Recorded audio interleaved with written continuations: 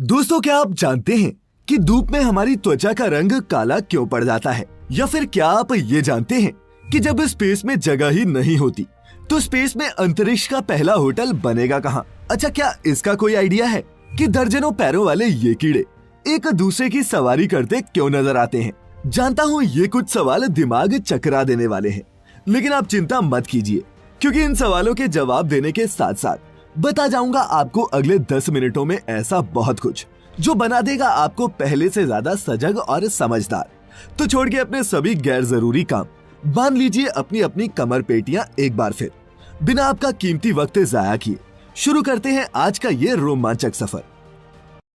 फैक्टिफाइड, facts on your face.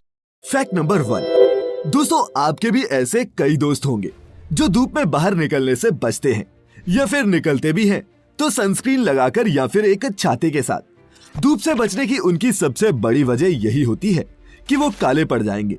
लेकिन दोस्तों, क्या आप जानते हैं कि धूप में हमारी स्किन का कलर डार्क क्यों हो जाता है?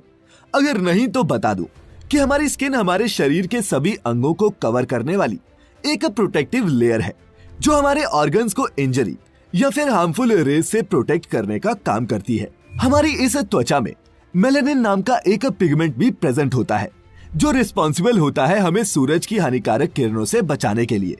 और यही पिगमेंट हमारी स्किन कितनी डार्क या फिर कितनी लाइट है ये भी डिसाइड करता है।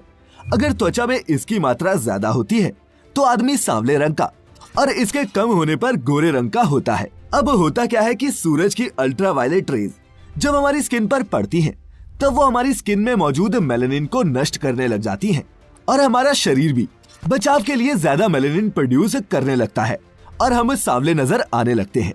मेलानिन और यूवी रेज के बीच होने वाली इसी रिएक्शन को सनबर्न या फिर सन टैन भी कहते हैं। Fact number 2। दोस्तों, हमने फैक्ट नंबर 1 में ये तो समझा कि कैसे धूप हमें काला करती है, और मुमकिन है कि आप में से ज्यादातर बुद्धिजीवियों को मेलानिन की कहानी पहले से ही पता होगी। लेकिन क्या आपने कभी ये सोचा है कि कैसे वही धूप हमारे काले बालों को सफेद करने का भी काम करती है? और तो और बालों में भी उन्हें काला रखने का काम इसी मेलानिन का होता है। तो दोस्तों, बता दूं कि कुदरत का विज्ञान कुछ ऐसा ही है, और इसे हम अभी भी समझने की ही कोशिश कर रहे हैं। बात बालों की करें तो इनके कंपोजिशन में मुख्य तौर पर डेड सेल्स यानी कि मृत कोशिकाएं ही होती हैं। जान होती है तो सिर्फ इनकी जड़ों में। अब होता क्या है, धूप में निकलने पर इन बालों पर भी यूवी रेज का वही रिएक्शन होता है जैसा हमारी स्किन पर होता है। अब होता क्या है कि बालों में मौजूद मेलानिन पिगमेंट यूवी रेज के कांटेक्ट में आने के बाद डिस्ट्रॉय तो हो जाते हैं, लेकिन चूंकि ये बाल डेड सेल से बने होते हैं तो वो इन पिगमेंट्स को फिर से बना नहीं पाते और बाल सफेद पड़ने लगते हैं। Fact number 3। दोस्तों, कई दर्जन पैरों वाले इन कीड़ों को मिलीपीड्स कहते हैं, और फॉसिल एविडेंसेस ने ये प्रूव किया है कि ये पानी से निकलकर जमीन पर बसने वाले सबसे पहले कुछ जीवों में शामिल थे। आपने भी अपने आसपास किसी पार्क या फिर जंगल में ऐसे कीड़ों को एक दूसरे की सवारी करते देखा होगा, जैसे मानो कोई डबल डेकर बस हो। लेकिन दोस्तों, क्या आपने कभी सोचा है कि ये ऐसा क्यों करते हैं? अगर नहीं तो बता दूं कि ये मिलीपीड्स एक दूसरे की सवारी प्रजनन के दौरान करते हैं, और इन छोटे छोटे जीवों का प्रजनन करने का तरीका भी एकदम अनोखा है। आपको जानकर हैरानी होगी कि मेल मिलीपीड के पैरों में से 7वें सेगमेंट के पैर असल में पैर नहीं होते, बल्कि ये इनके सेक्स ऑर्गन्स होते हैं, जिन्हें गोनोपॉड्स कहते हैं। मेल मिलीपीड इन्हीं के इस्तेमाल से किसी फीमेल में स्पर्म्स ट्रांसफर करता है। लेकिन वही बात करें फीमेल मिलीपीड्स की, तो इनमें वल्वा इनके सेकंड पेयर ऑफ लेग्स के पीछे होता है। सेक्स ऑर्गन्स की ऐसी अटपटी डिस्ट्रीब्यूशन मिलीपीड्स की मेटिंग को मुश्किल बनाती है, और जब तक इन मेल मिलीपीड्स की मुश्किल हल नहीं होती, वो फीमेल की पीठ पर सवार होकर आराम से घूमते रहते हैं। Fact number 4।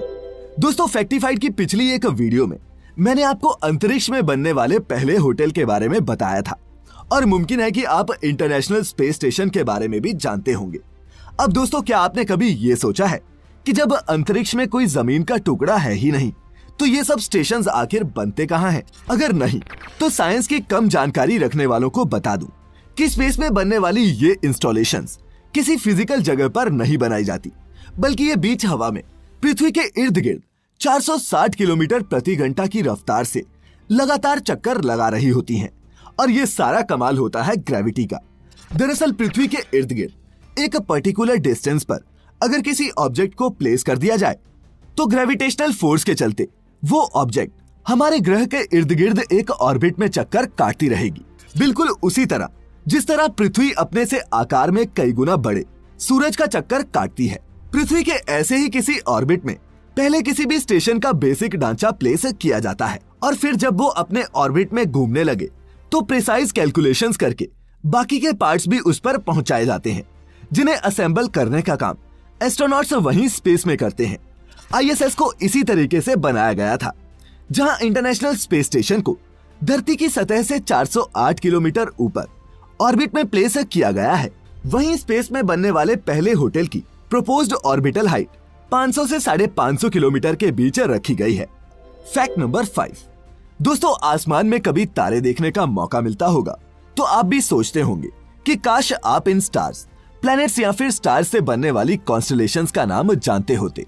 लेकिन स्मार्टफोन के इस युग में ये करना कोई मुश्किल है भी नहीं। तो मेरे जिज्ञासु दोस्त, आपको करना क्या है कि सिर्फ अपने फोन के प्ले स्टोर में जाकर एक ऐप डाउनलोड करनी है जिसका नाम है स्काई मैप, और वो कुछ ऐसी दिखती है। अब ये ऐप करती क्या है कि आपके फोन के कैमरा का इस्तेमाल करके आपको ये बताती है कि दूर दिख रहा तारा असल में तारा है भी या नहीं, या फिर वो कोई प्लैनेट है, उसका नाम क्या है, और ये भी कि आसमान में कौन सी कॉन्स्टलेशन कहां पर है। और तो और आप इसमें पृथ्वी की दूसरी तरफ देखे जाने वाले तारे और प्लैनेट्स भी देख सकते हो। तो है ना ये एक कमाल की ऐप। कैसी लगी कमेंट्स में जरूर बताना। Fact number 6। दोस्तों, मैंने आपको फैक्टिफाइड के एक एपिसोड में बताया था कि अमेज़न के वर्षावनों को पृथ्वी के फेफड़े भी कहा जाता है, क्योंकि ये विशालकाय जंगल हमें बहुत सारी ऑक्सीजन देने का काम तो करता ही है, साथ ही साथ एटमॉस्फेयर में फैली कार्बन डाइऑक्साइड को एब्जॉर्ब भी करता है। लेकिन सच कहें तो ये जंगल पृथ्वी के फेफड़े थे, अब नहीं रहे।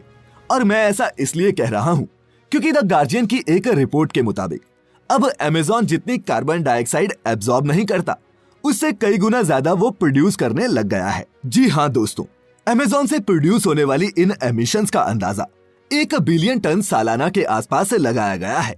और इसका सबसे बड़ा कारण है जंगल में लगने वाली आग, जो कभी गलती से लगती है तो कभी जमीन साफ करने के लिए खुद लगाई जाती है। पिछले कुछ दशकों में अमेज़न का फॉरेस्ट कवर कितनी स्पीड से घटा है, इसका अंदाजा आप इन कुछ तस्वीरों से लगा सकते हैं।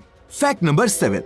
दोस्तों, कुछ समय पहले एक पुराने मंदिर पर साइकिल पर सवार इंसान की कार्विंग मिलने पर कुछ लोगों ने जमकर ये फेक न्यूज फैलाई कि जी भारत में तो साइकिल यूरोप से कई सदियां पहले ही आ गया था और हम कितने एडवांस थे, ये कार्विंग सबूत है उसका। लेकिन जब बाद में इसकी पड़ताल की गई तो सामने आया कि पत्थर पर यह नक्काशी तमिलनाडु के पंचवर्ण स्वामी टेम्पल की है।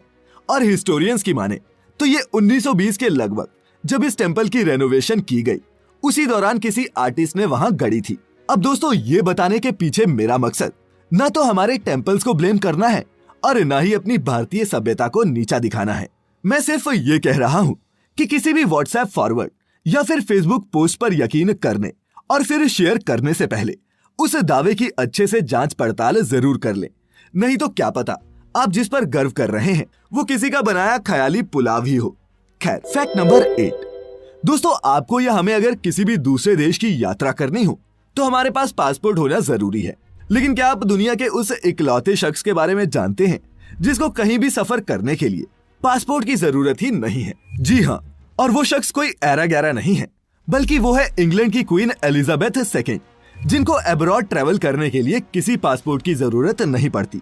और ऐसा इसलिए है क्योंकि क्वीन एलिजाबेथ खुद ही एक चलती फिरती पासपोर्ट है। नहीं समझे तो बता दूं कि इंग्लैंड ने दुनिया के एक बड़े हिस्से पर राज किया है और आज भी 54 इंडिपेंडेंट देश कॉमनवेल्थ के मेंबर्स हैं। साथ ही यूके के सभी पासपोर्ट्स क्वीन के नाम और अथॉरिटी से ही इशू किए जाते हैं। इसीलिए जो पासपोर्ट इशूइंग अथॉरिटी है उसी का पासपोर्ट होना थोड़ा कॉन्फ्लिक्टिंग है। बता दूं कि क्वीन अपने लाइफ टाइम में 115 देशों की यात्रा कर चुकी हैं और उन्हें कभी भी पासपोर्ट की जरूरत नहीं पड़ी। हाँ, रॉयल फैमिली के बाकी सभी मेंबर्स के पास पासपोर्ट होना जरूरी है और वो इसके बिना ट्रैवल नहीं कर सकते। Fact number 9। दोस्तों, कोरोना पेंडेमिक के बाद हर जगह हैंड सैनिटाइजर्स और मास्क दिखना एक आम सी बात हो गई है। लेकिन करोड़ों की तादाद में डिस्कार्ड किए गए मास्क एक बड़ी वेस्ट प्रॉब्लम को भी जन्म दे रहे हैं।